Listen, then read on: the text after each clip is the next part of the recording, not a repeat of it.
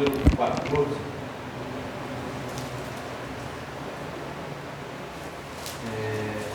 Um outro assunto que nós vamos tocar, mas tem um pouco de relação com aquilo que a gente falou no domingo passado a respeito de glória e sofrimento, ou até melhor, né?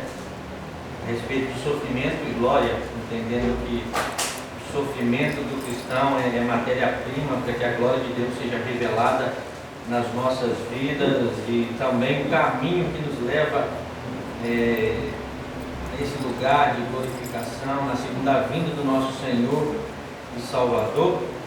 Nós vemos algumas coisas que se relacionam no livro de Marcos, aqui achando que eu estou em Lucas.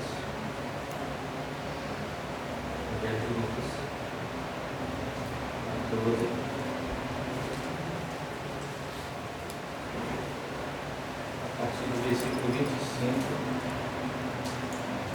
eu espero que o Senhor fale ao nosso coração de forma poderosa, para nos esconder atrás da cruz de Cristo, e eu oro para que o Senhor te dê discernimento nessa noite, uma palavra, na verdade são palavras do próprio Cristo encarnado, e toda a Bíblia já corta o nosso coração assim, como uma espada que divide alma e espírito.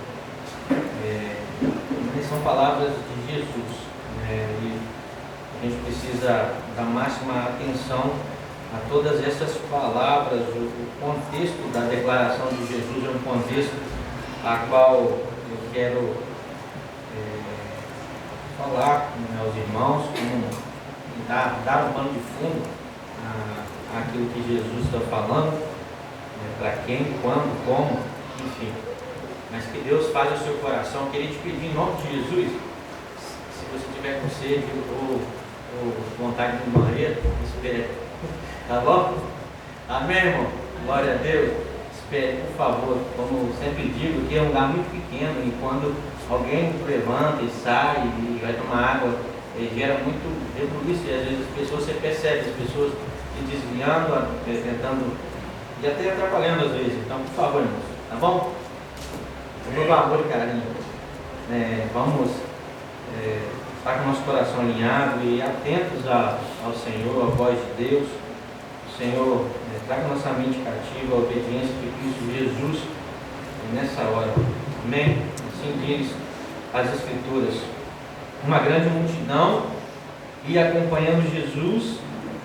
Este, voltando-se para ela, disse: se alguém vem a mim e ama o seu pai, a sua mulher, a sua mãe, a sua mulher, os seus filhos, os seus irmãos e as irmãs, e até mesmo a sua própria vida, mais do que a mim, não pode ser meu discípulo.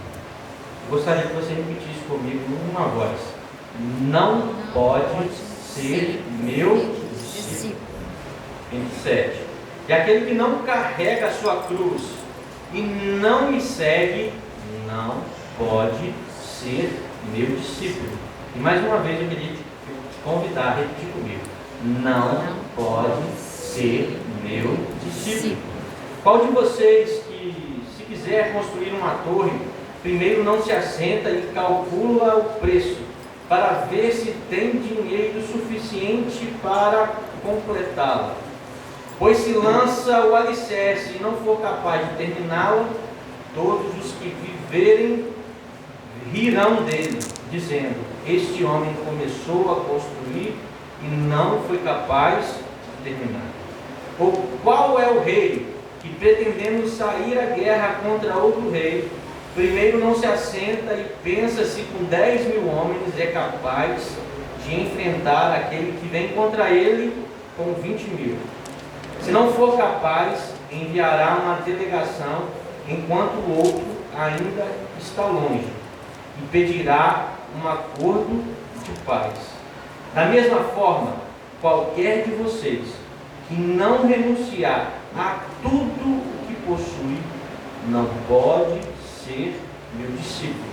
E mais uma vez, todos juntos: não pode ser meu discípulo. Amém. Deixe sua Bíblia aberta. Vamos orar. Senhor, mais uma vez a gente se coloca nessa posição de devoção ao Senhor, de adoração e de inteira dependência, Jesus. O que nós mais precisamos nessa noite é de Ti, Senhor, para nos guiar na compreensão, na reflexão da Sua palavra. Essas são duas palavras que o Senhor dirigiu a uma multidão, e nessa noite o Senhor dirige essas palavras ao nosso coração, e nós queremos ser despertados por todas as implicações desse texto. Pedimos ao Senhor que derrame sobre nós graça, Senhor. Te peço que Tua graça seja derramada sobre mim, e que o Senhor possa ministrar o nosso coração. E te peço, Senhor, nos leva a uma compreensão mais clara a respeito de sermos os Seus discípulos, Senhor. Uma vida sem ser seu discípulo, Senhor, não faz sentido, não tem a ver com a Tua palavra, não tem a ver com aquilo que o Senhor espera de nós. E nós queremos ser os Seus discípulos, Senhor. Nós queremos ser íntimos de Ti e pedimos a Ti, em nome de Jesus, Senhor, nos ajuda a compreender, tira toda a preocupação das nossas mentes, do nosso coração, toda angústia que possa estar tentando se apoderar de nós. Pedimos que nesse momento, Senhor, nós possamos provar da Tua paz e possamos ouvir a Sua palavra, ó Deus, e confiarmos nela, em nome de Jesus. Amém. Queridos, esse texto é um texto que o Senhor ministrou ao meu coração nessa semana. Essa semana eu tive a oportunidade de conversar com alguns amigos e a gente falar a respeito de discipulado, a respeito de entendermos a essência de todo o cristão. Na verdade, todo cristão precisa entender esse chamado ao discipulado, e por vezes a gente precisa avaliar o nosso coração nesse sentido. De fato, eu sou um discípulo de Jesus, ou eu estou inserido em uma religiosidade que por vezes é silenciosa e não é percebida por mim. Esse era alguns dos questionamentos que nós fizemos ao conversarmos a respeito de sermos discípulos de Jesus, e eu já entendia do Senhor que era algo que nós deveríamos dividir nesse domingo ceia do Senhor, e é algo que eu queria dividir com você, meu irmão, um tempo de avaliarmos se de fato somos discípulos de Jesus. Quando nós olhamos para esse texto e o contexto desse texto e aquilo que Jesus, o Filho de Deus, o Verbo que se fez carne e habitou entre nós, e nós percebemos três frases que são repetidas, e nós repetimos ela aqui de forma pedagógica, e o que Jesus estava falando nesse momento era a respeito da importância do discipulado. Jesus toca em três assuntos, e Jesus ele vai dizer que se nós, como filhos de Deus, não nos submetermos a essas verdades, nós não seremos qualificados como discípulos.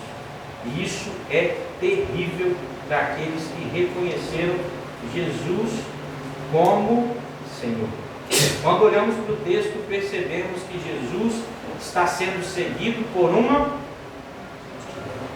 Vamos lá, gente. Multidão. Que pode ser melhor, vamos lá. Multidão. Então, uma multidão seguia Jesus. E que é uma multidão, irmãos? Que é uma multidão? Na multidão, nessa massa cinzenta, nós não podemos saber a identidade daqueles que acompanhavam a Jesus. Não sabemos o nome. Possivelmente cheios de expectativas falsas e motivações erradas a respeito de Cristo. Mas eles seguiam a Cristo.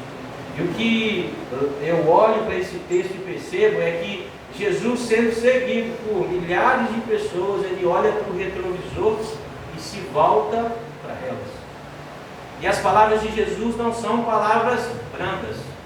São palavras que, se a gente for analisar e viver de fato aquilo que Cristo está declarando, Isso por vezes vai gerar pavor no coração de muitos aqui. Talvez você viveu a vida toda inserido numa igreja e não tenha se atentado naquilo que Jesus está dizendo nesse texto.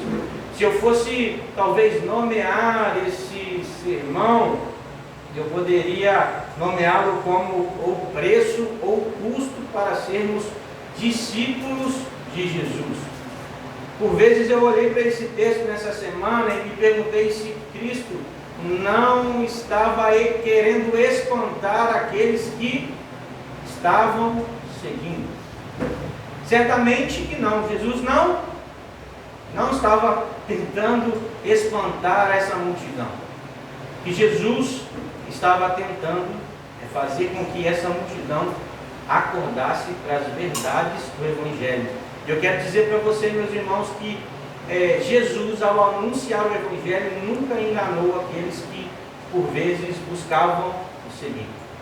A gente falou semana passada a respeito de um Evangelho que é pregado em muitos lugares, nas igrejas, enfim, nas ruas, familiarmente, em reuniões, no Instagram.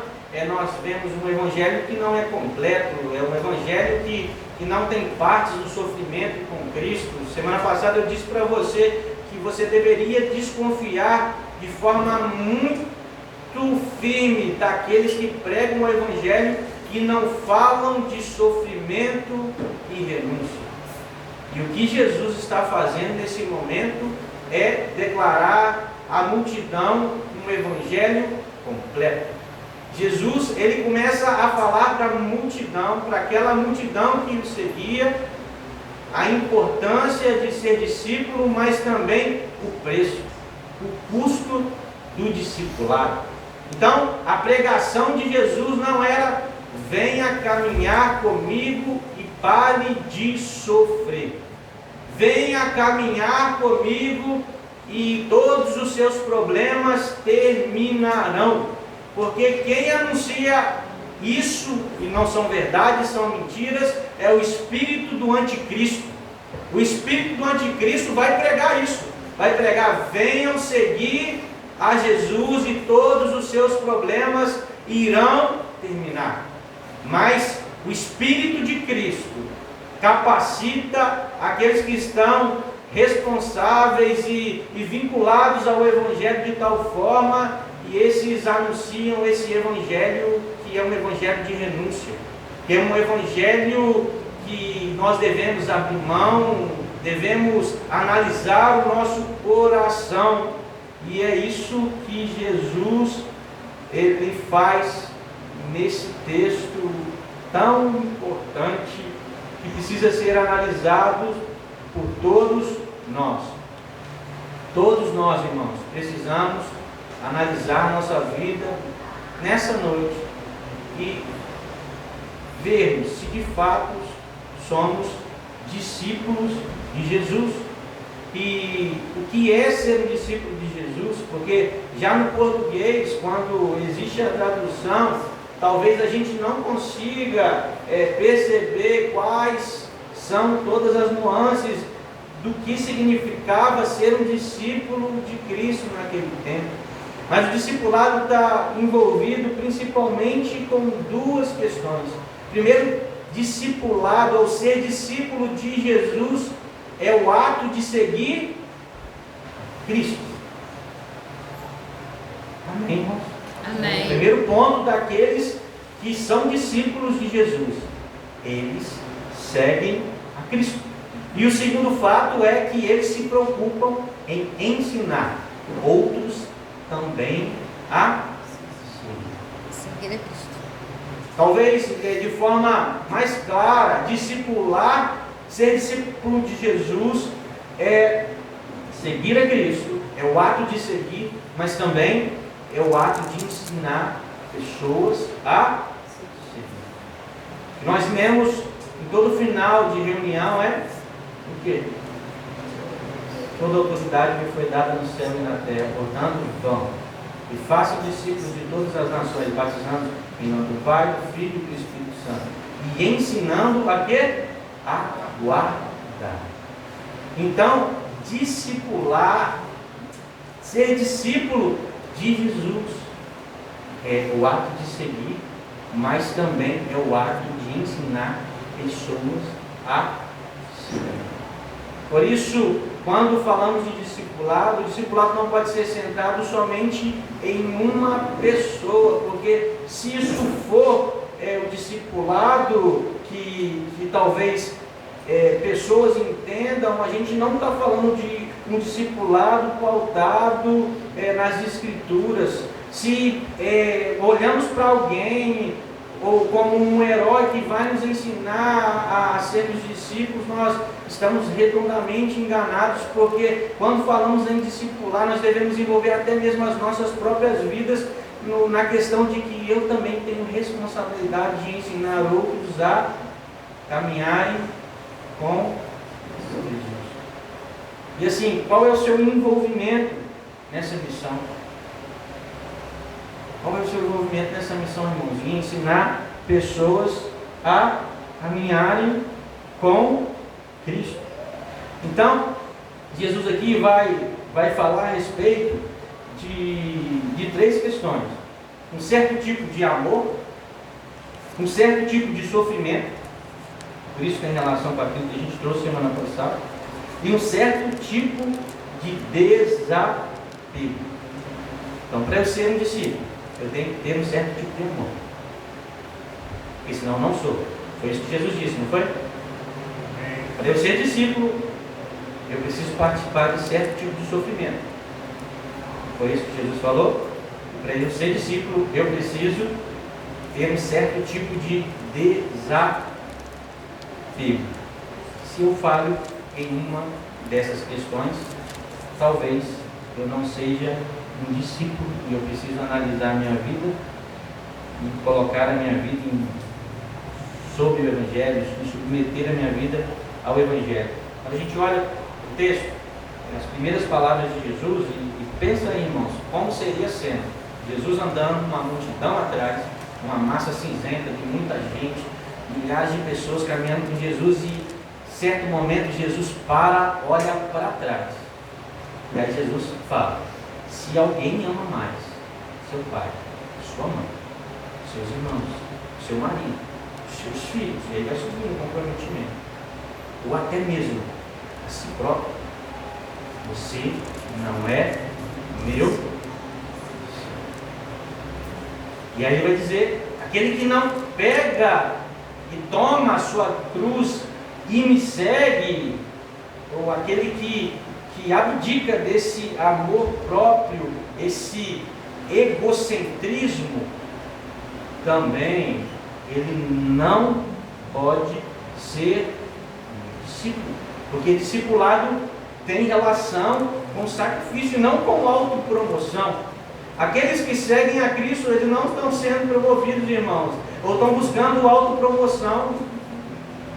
É uma vida de sacrifício e de renúncia. Esse é o custo do discipulado, esse é o preço do discipulado. Então, primeiro, que tipo de amor? Que certo amor é esse que o discipulado nos cobra? Amar a Cristo acima das minhas relações familiares. Amar a Cristo mais do que a mim mesmo, e tomar a minha cruz, participar do seu sofrimento. Não buscando uma autopromoção, mas entendendo que é renúncia. É me humilhar em prol do Evangelho, das coisas de Deus. No versículo 28 ao 32, aí Jesus vai falar a respeito de avaliarmos esse custo. Ele vai usar duas parábolas, duas histórias, uma relacionada à construção civil e a outra relacionada à guerra. Primeiro ele vai falar: quem vai começar a construir uma torre e não calcula se vai dar para terminar, vai servir de zombaria. Ou quem vai para a guerra e primeiro não analisa se seu exército ele de fato consegue vencer o seu oponente, também está fora daquilo ou de fora dos parâmetros do Evangelho. Amém, irmãos? Perceba que são renúncias que Jesus lança à multidão e lança ao nosso coração nessa noite, a partir do texto, e se parece com semana passada, porque é o sofrimento que precede uma glória, o sofrimento ou a renúncia que precede uma vida de relação com Deus. Amém? Amém? E caminhando para o fim do texto que nós lemos, Jesus vai falar, também aquele que não renuncia tudo que tem, ele não pode ser meu. A gente vai explicar isso melhor mais para frente, mas de forma assim, muito simples. O texto de Jesus, as palavras de Jesus, as argumentações de Jesus são essas. E aí a gente tem um grande enfrentamento, porque a gente está no século XXI e o nosso evangelho é um evangelho convidativo. Quantos discordam? É um evangelho que está cheio de graça, e graças a Deus. A graça de Jesus está sobre nós, e eu oro para que ela seja multiplicada sobre as nossas vidas, sem limites, mas a caminhada com Cristo vai além, porque ela não para na graça, mas essa graça, na verdade, ela continua nos capacitando para que a santificação continue acontecendo na nossa vida.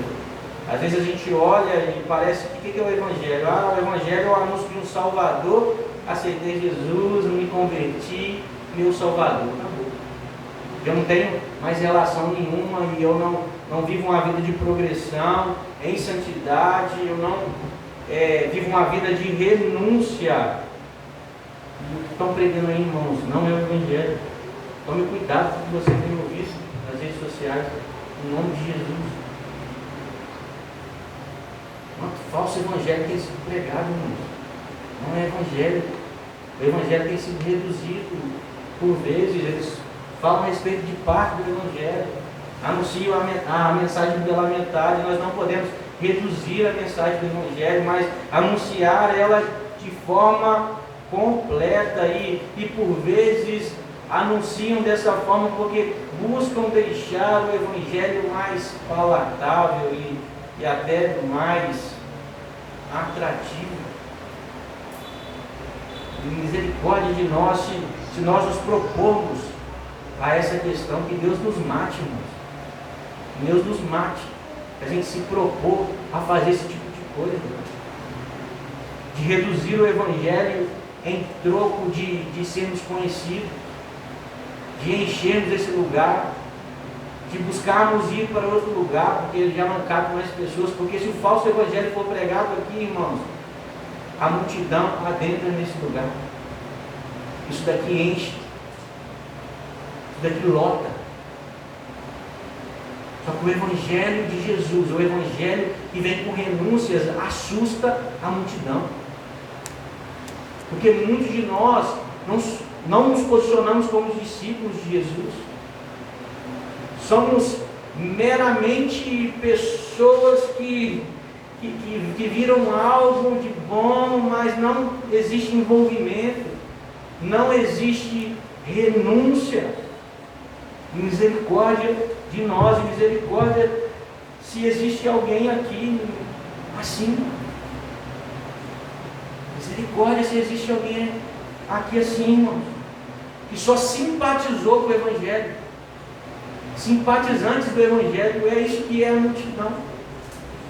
Pessoas que talvez estavam seguindo a Jesus, esperando de Jesus algo que Ele não veio fazer. Os discípulos, irmãos, aqueles que foram chamados para caminhar com Jesus e foram chamados de discípulos, posteriormente de apóstolos, tinham falsas expectativas a respeito de Jesus. Porque nós não podemos ter essas falsas expectativas, irmãos. Eu não. Eu já sei para que eu nasci, eu tenho propósito.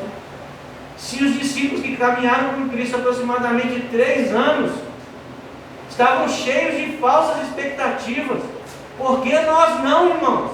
Por que não eu? Por que não você, irmão? Não é só em Cristo que a gente bota falsas expectativas, não, até mesmo naquilo que a gente adquire.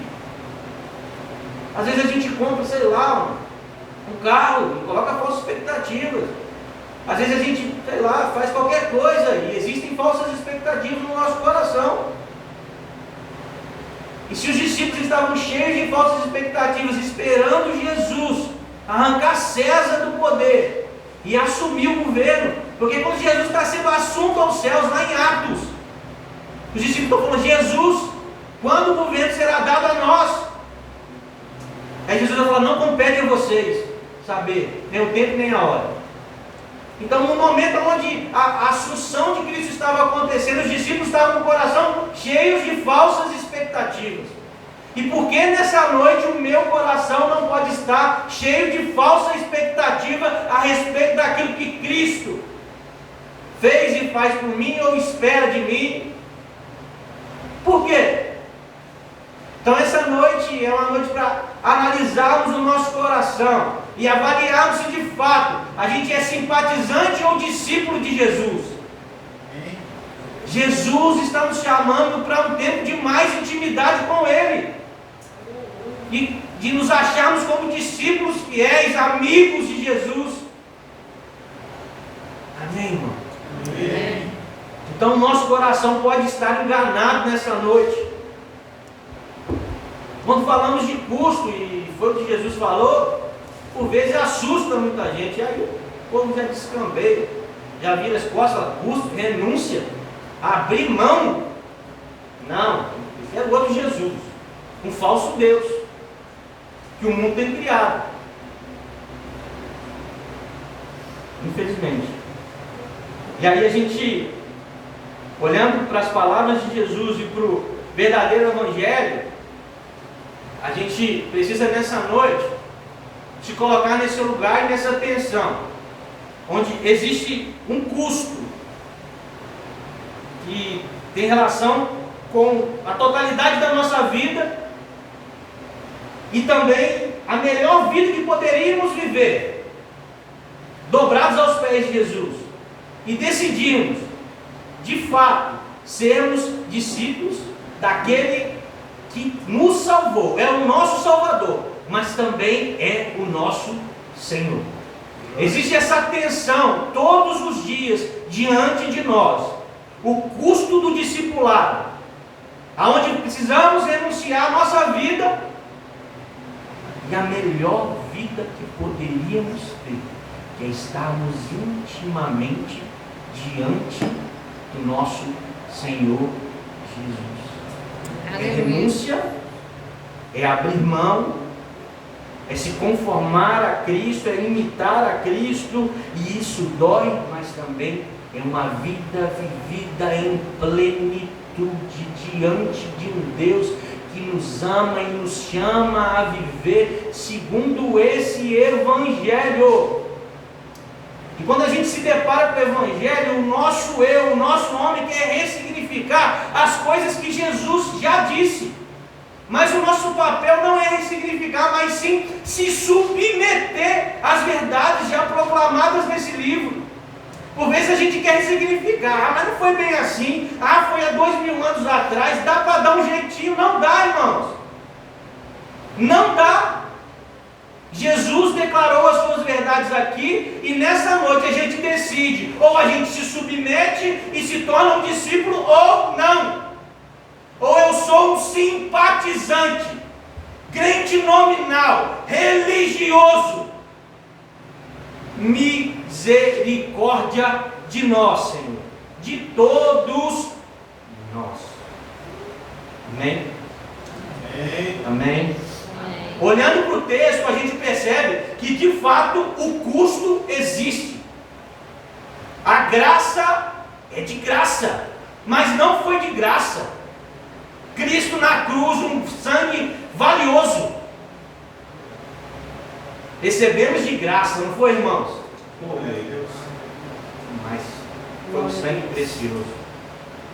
Foi o Filho de Deus, sem pecado, sem mácula, sem mancha. Cordeiro que foi mudo, esmagado pelo Pai, pela ira de Deus, para nos empoderar e a gente poder ser de fato discípulos dele. Meus irmãos, nós vamos viver diante dessa tensão e assumirmos a nossa responsabilidade como discípulos, ou a gente vai renunciar e de fato assumir somente um simpatizante, sabe? O curso do discipulado vai envolver o nosso coração, e de forma inteira, irmãos, é de forma inteira que o curso do discipulado vai envolver o nosso coração. Primeiro, que os nossos amores são totalmente desorientados por conta da enfermidade que o pecado causou na humanidade. Amém? Amém. O nosso coração é desorientado com relação aos nossos amores.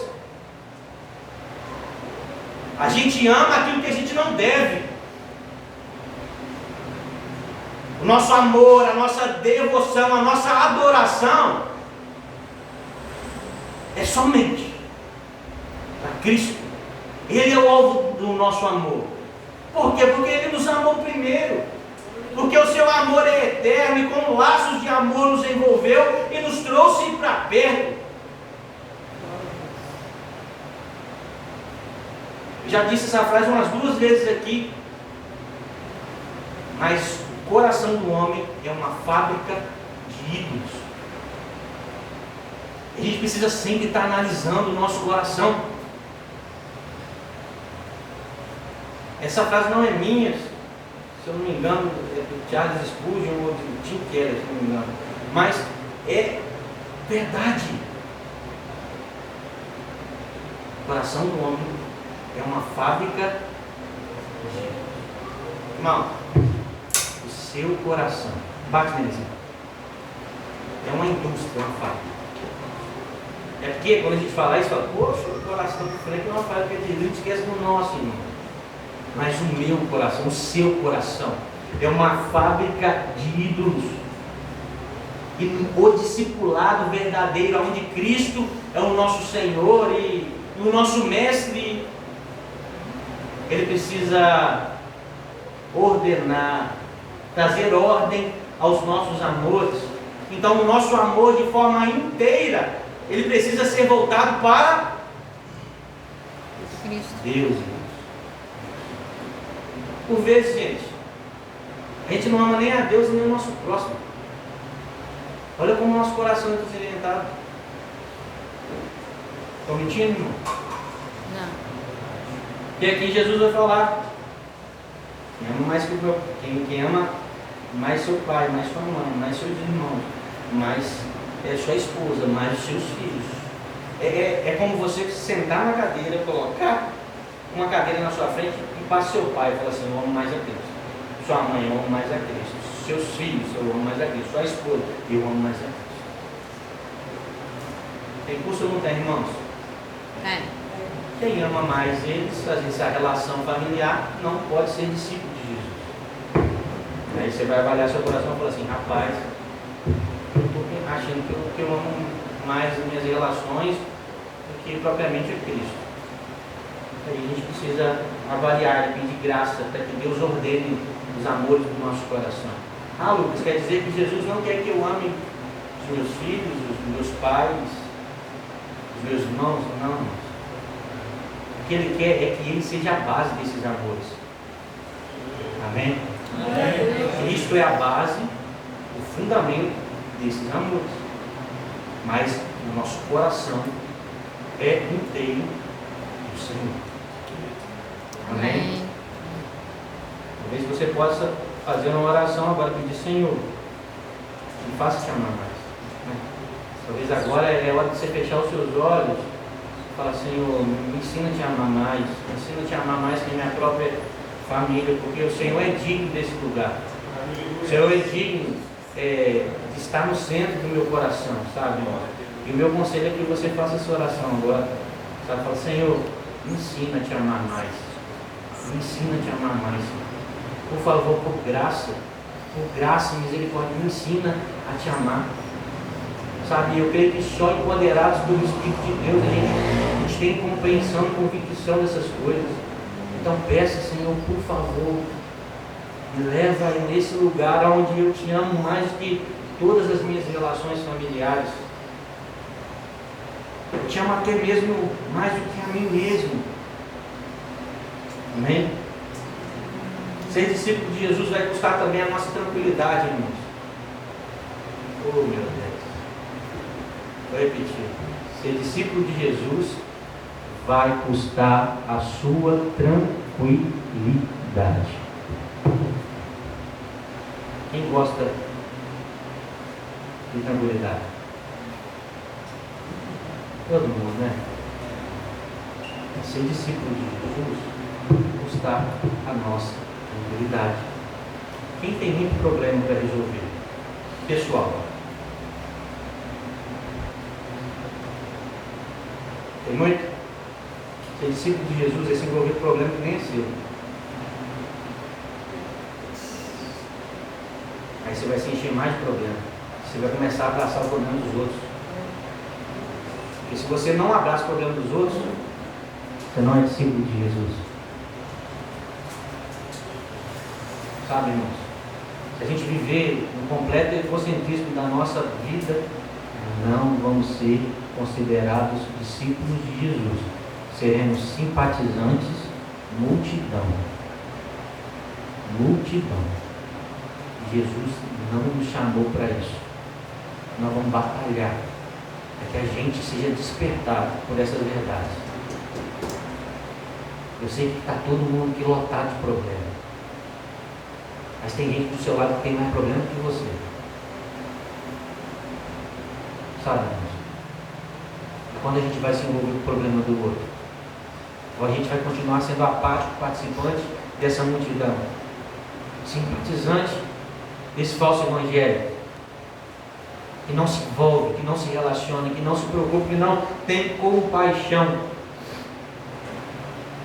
Falando de tranquilidade, que custa a nossa tranquilidade, é tirarmos do conforto. Você está disposto, irmão, a sair do conforto? A sair do controle?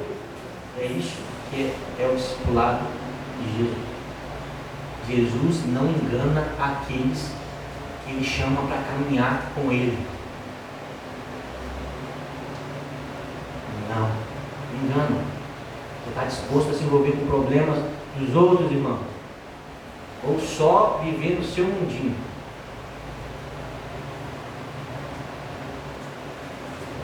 Existem mais problemas. A gente precisa se envolver com eles. Aqui a gente está cheio de problemas. Eu converso com muitos aqui, muitos estão passando por dificuldades, por tribulação, por sofrimento, sendo esmagados como a prensa esmaga uma azeitona. Vamos ter compaixão do irmão do nosso lado, vamos participar, vamos se envolver, ou não. Está disposto a perder sua tranquilidade? E olha só, irmãos, você que sempre é tirado da zona de tranquilidade, vamos olhar nessa perspectiva. Quando a pessoa está mal e ela te procura para um auxílio, por que você acha que ela te procura? Será que é porque ela vê Jesus em você? Sabe por que às vezes a gente se incomoda, fala assim, as pessoas estão me procurando e fica me enchendo de problema? Mas será por quê? Porque problema está se a pessoa não te procurar. Se ninguém te procurar para dividir nenhum problema, você está numa igreja, irmão, evangélica, protestante, e ninguém te procura para abrir problema nenhum, rapaz, acorda. Mas por que você acha que as pessoas te procuram? Para dividir problema.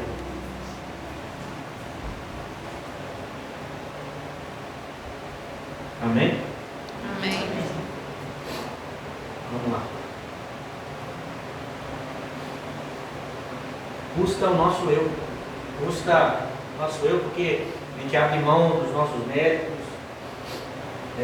das nossas conquistas, dos nossos recursos. Ele vai falar, você não pode amar a si mesmo mais que a mim. Então é uma renúncia integral, onde eu não posso me amar mais do que a Cristo. E lá no final ele vai dizer, também eu preciso envolver tudo que tenho ou tudo que eu poderei ter na causa do Evangelho, no avanço do reino de Deus.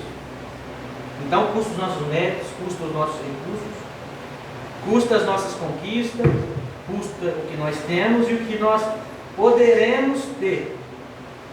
E assim, quando Jesus está falando assim, envolva tudo que você tem, não é, irmãos, também? Você vai fazer um voto de pobreza, não tem nada a ver com isso.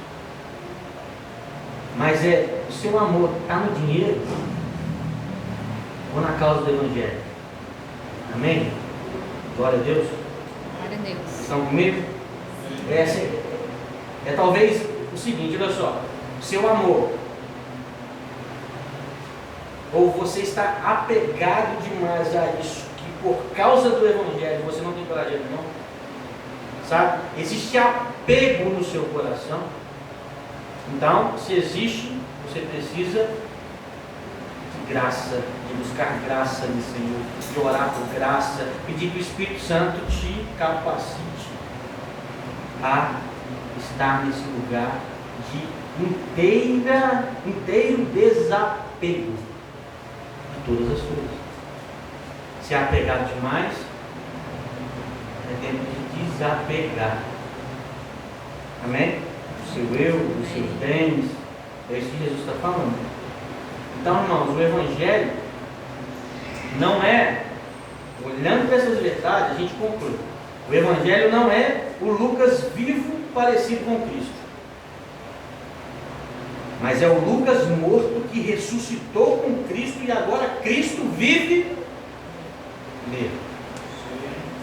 Amém? O Evangelho não é o Frank vivo a semelhança de Cristo, mas é o Frank morto que ressuscitou com Cristo e agora é Cristo que vive nele. E assim com você. Não vou falar todo mundo, mas você entendeu?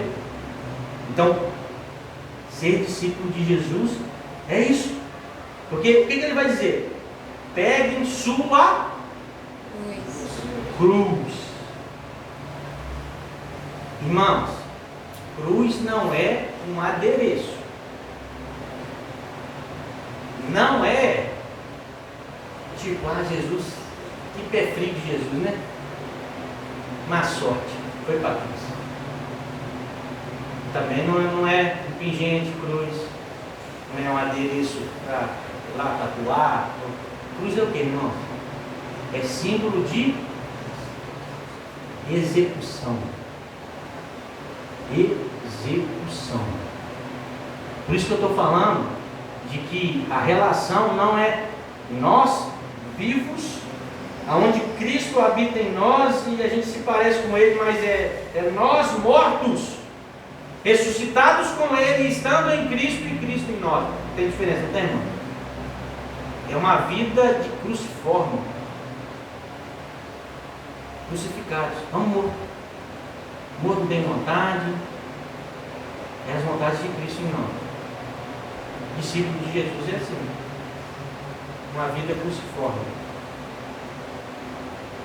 E aí sim, vamos pensar, irmãos, a multidão, aquela falação, Jesus deve ter virado e falado esse bom tom. Você imagina a quantidade de gente que virou as costas de Jesus? Você acha que eles continuaram?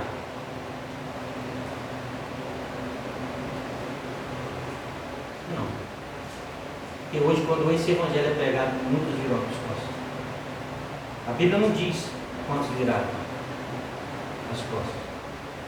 Mas, por experiência, o evangelho que é pregado dessa forma, muitos viram as costas. Desistem. Não é verdade?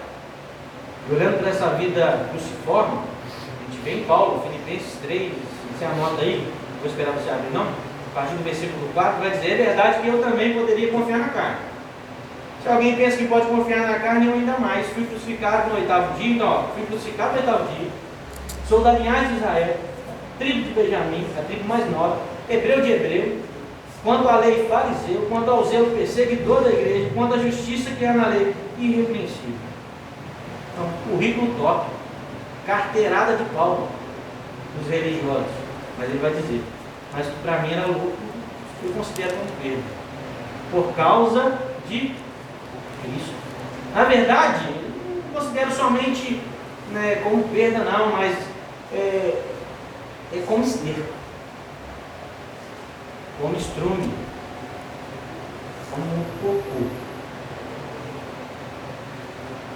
Pela sublimidade de conhecer a Cristo, de ser achado nele, de participar do seu sofrimento, de ir para a cruz também, de pegar a cruz e seguir.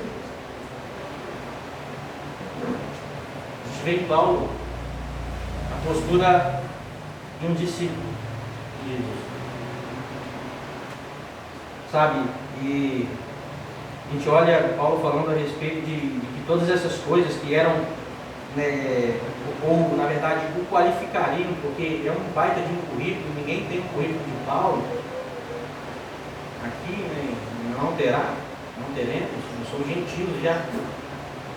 Naquela posição onde Paulo falou como judeu, está falando, sou judeu da alta patente. Pronto, e ponto. Então, assim, nós não temos o currículo de Paulo, mas ele abre mão disso tudo e fala, é tudo esterco, sabe? E eu particularmente consigo perceber, de fato, a função desse esterco, que fortalece um vegetal, ou fortalece a nossa vida em Cristo. Porque quando a gente desapega daquilo que a gente era apegado antes, por amor a Cristo e pelo Evangelho, tudo isso de fato é como um esterco que nos fortalece e nos conforma à imagem de Jesus. Então, é uma forma, uma figura do desapegar de Paulo, onde ele já não está mais se vangloriando dos seus méritos e títulos, porque era o que ele estava fazendo antes de se converter. Paulo estava trabalhando para Deus da forma errada.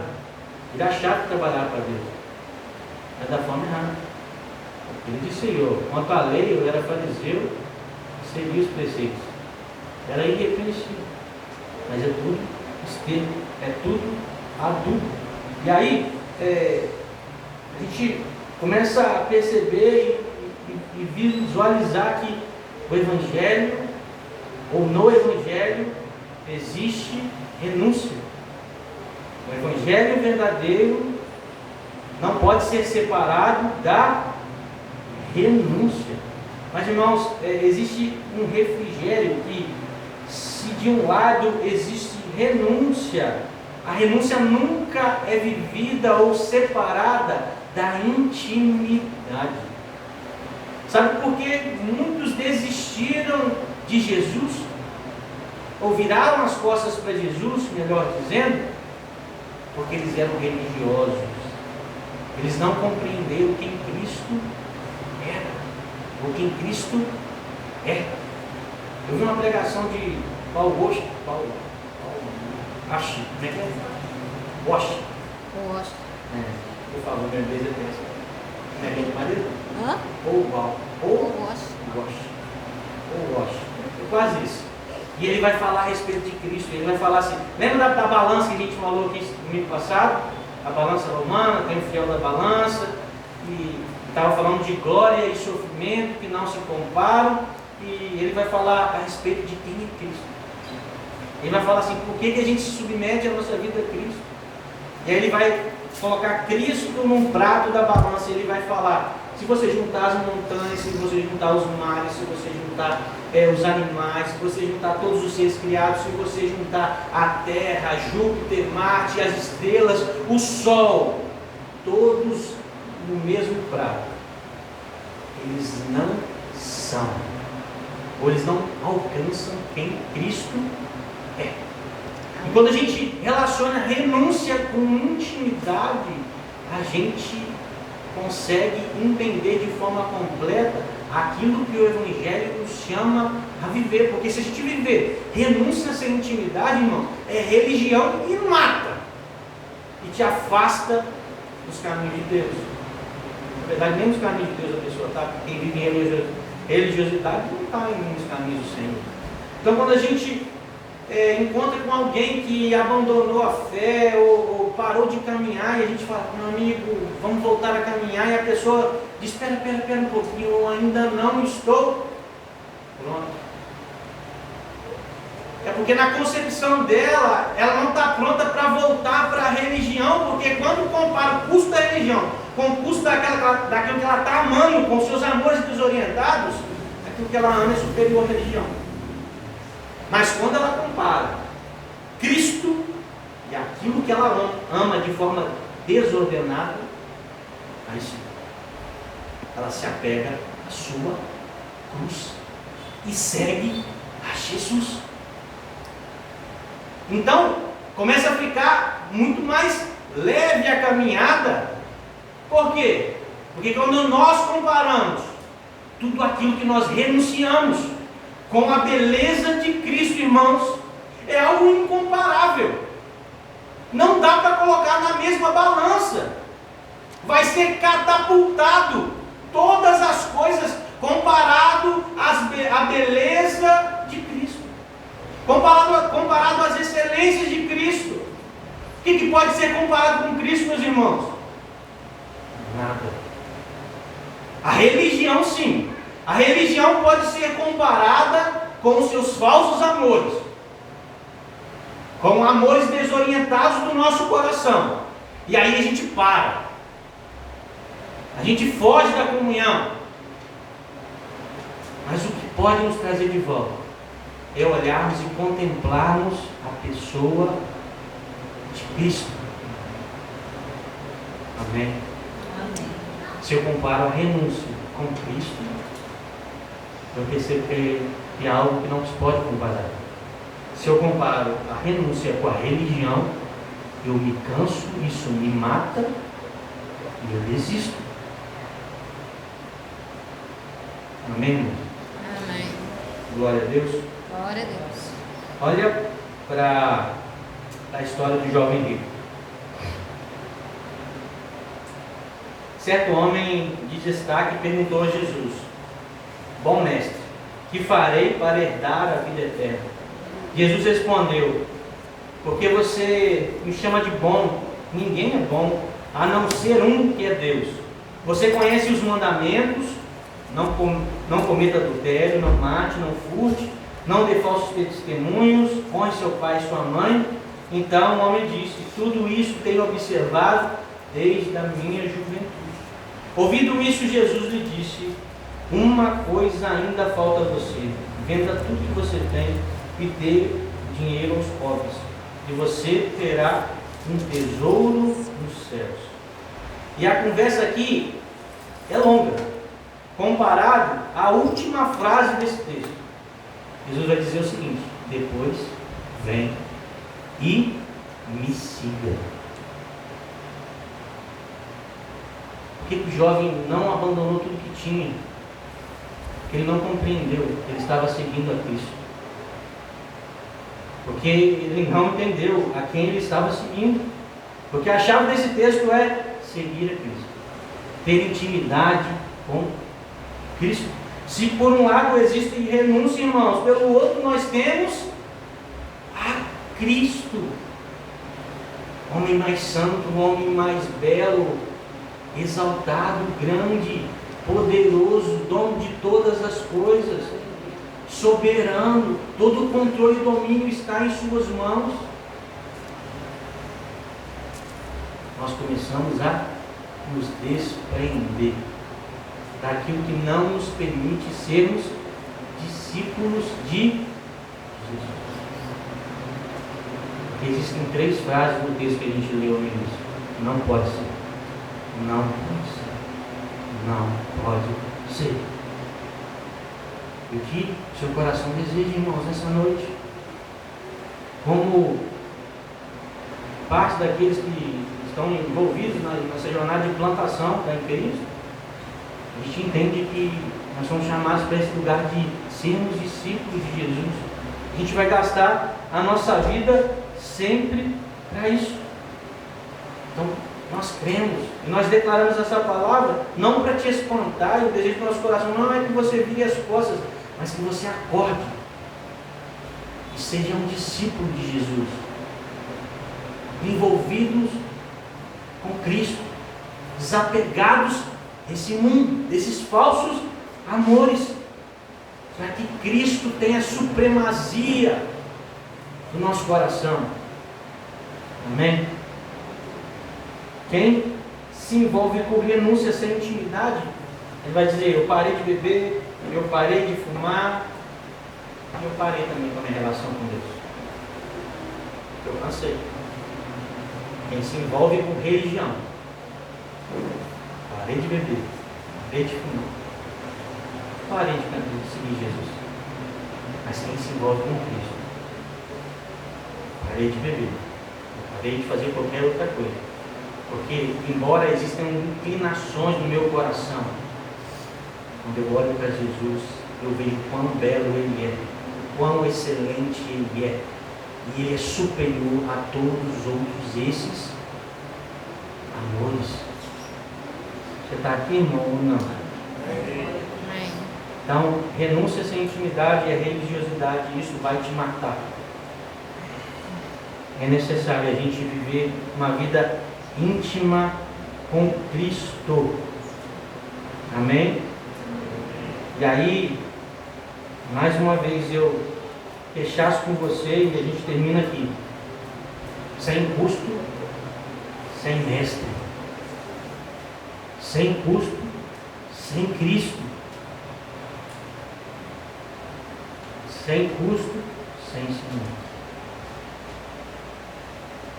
Assim, eu espero que todos nós nos posicionemos a partir dessa mensagem, não como multidão, não como parte dessa massa cinzenta aí. Não dá para identificar o nome, a identidade, mas como aqueles que vivem intensamente desapegados de todas as coisas, por amor a Cristo. Amém, irmãos? Queria te convidar nesse momento, se você pode. Você não pode, logicamente, eu compreendo a limitação de cada um. Mas se você pode, tenha um tempo de oração. Se você quiser se ajoelhar, se ajoelhe. Mas, enfim, se você pode se ajoelhar, se ajoelhe. Se você não pode, fique sentado. Mas curve a sua cabeça nesse momento. Se coloque diante de Deus. E apresente o seu coração. Talvez você tenha se identificado nesse momento como um simpatizante. Poxa, Lucas, é duro assim? Eu sou simpatizante, mas eu quero me tornar um discípulo. E glória a Deus, Senhor, derrame graça sobre nós, derrame graça sobre mim, para que eu seja um discípulo seu. É que eu te ame acima de todas as coisas, acima de tudo. Sabe, irmãos, para aqueles que se colocam diante de Deus com o coração quebrantado e contrito, nunca vai faltar o Espírito Santo para nos conduzir a esse lugar de renúncia.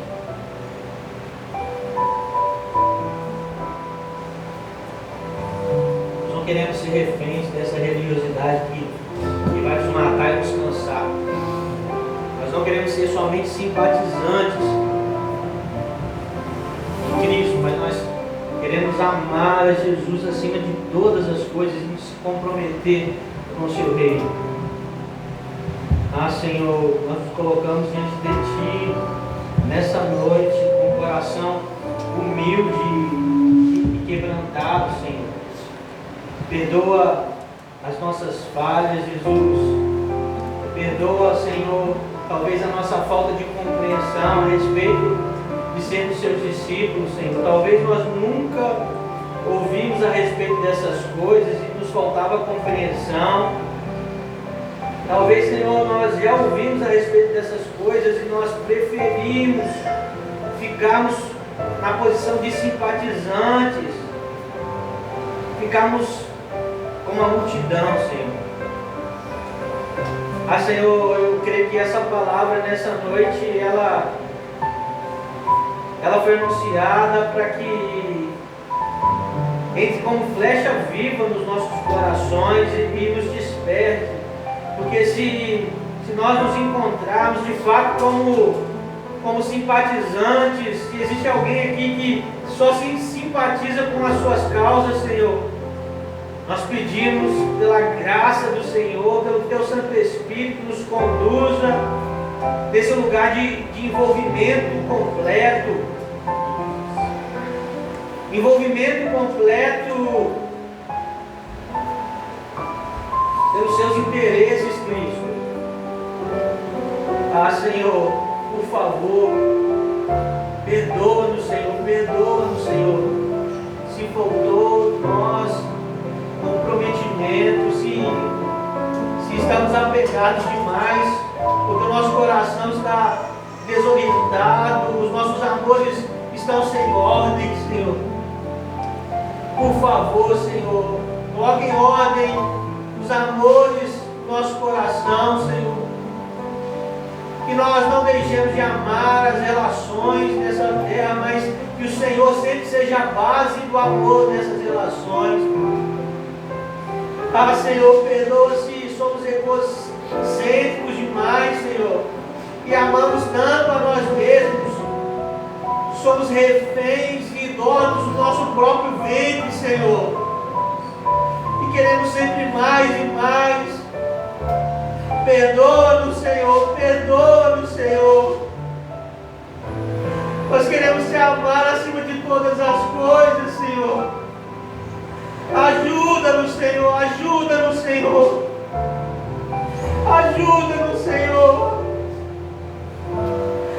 Perdoa se nós amamos mais os nossos bens do que o Senhor. Senhor, ajuda-nos a nos desapegarmos, Senhor. Desperta-nos, Senhor. Senhor. Senhor, se a nossa experiência contigo não passou de sermos somente simpatizantes, desperta-nos, Senhor. Abre os nossos olhos por misericórdia, Senhor. Nos ensina a te amar mais, Senhor. Nos ensina, Senhor, a te amar mais. Mais do que tudo, Senhor. Mais do que qualquer outro. Mais do que qualquer coisa, Jesus. Orienta os nossos amores, Jesus. Orienta os nossos amores, Cristo. Que possamos te contemplar, Senhor. Que possamos te contemplar, contemplarmos a sua beleza, a sua santidade. Permita-nos, Deus. Permita-nos, Senhor. Atrai o nosso coração, Senhor. Nos envolva com laços de amor. Espírito Santo, revela o Filho no nosso coração. Traz luz ao nosso coração para que a gente se apaixone por Jesus como nunca antes. Por favor, Jesus. Por favor, Senhor. Por favor, quebra as fortalezas idólatras que estão no nosso coração, Senhor.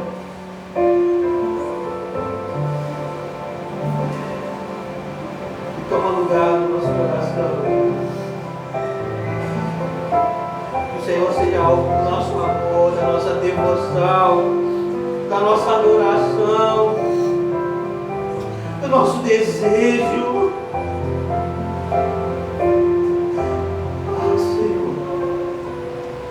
favor, Jesus. Guia a tua igreja, Jesus, guia o teu povo. Guia-nos, Senhor.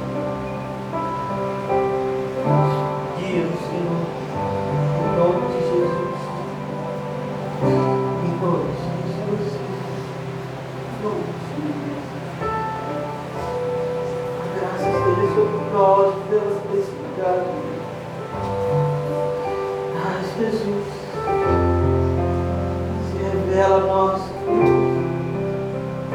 Que saiamos com a convicção do nosso espírito da sua grandeza. O seu poder rico. Os atributos que estão em ti, Senhor. Em nome de Jesus, que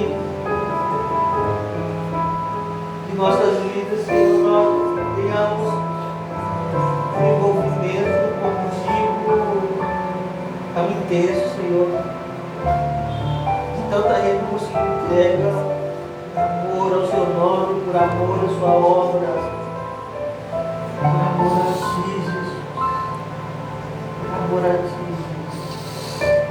Ensina o nosso coração, Senhor, que nessa comunidade, Senhor, os discípulos se levantem, não somente no ato de te seguir, mas também preocupados a ensinar outros a te seguir, Senhor. Em nome de Jesus.